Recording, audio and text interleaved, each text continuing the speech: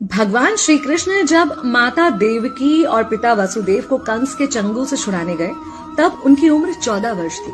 उनकी माता ने उनसे पूछा कि बेटा तुम तो भगवान हो, तो तुम हमें पहले ही कंस के चंगुल से छुड़ा सकते थे, इतनी देर क्यों कर दी? तो कृष्ण जी ने कहा, माता क्या पिछले जन्म में आपने मुझे 14 वर्ष का वनवास नहीं दिया था? माता हैरान रह गई, बोली ये क्या कह रहे हैं आप? तब कृष्ण जी ने बताया कि पिछले जन्म में मैं राम था और आप थी माता कैकेयी और आप ही ने मुझे 14 वर्ष का वनवास दिया था और कर्म फल से कोई नहीं बच सकता माता, इसलिए आपको 14 साल का ये दुख सहना पड़ा। तब आश्चर्यचकित होते हुए माता ने पूछा, तो फिर यशोदा पिछले जन्म में कौन थी? कृष्ण जी ने बताया, वो थी माता कौशल्या, जो 14 साल तक अपने पुत्र से अलग रही थी। उन्होंने उस दुख को सहा था, इसलिए इस जन्म में 14 साल मैं उनके पास रहा और मेरे साथ रहने का माता और पुत्र के प्रेम का सुख उन्हें मिला। कहने का मतलब यह है कि कर्म फल से ना उस युग में कोई बचा था, ना आज कोई बचेगा।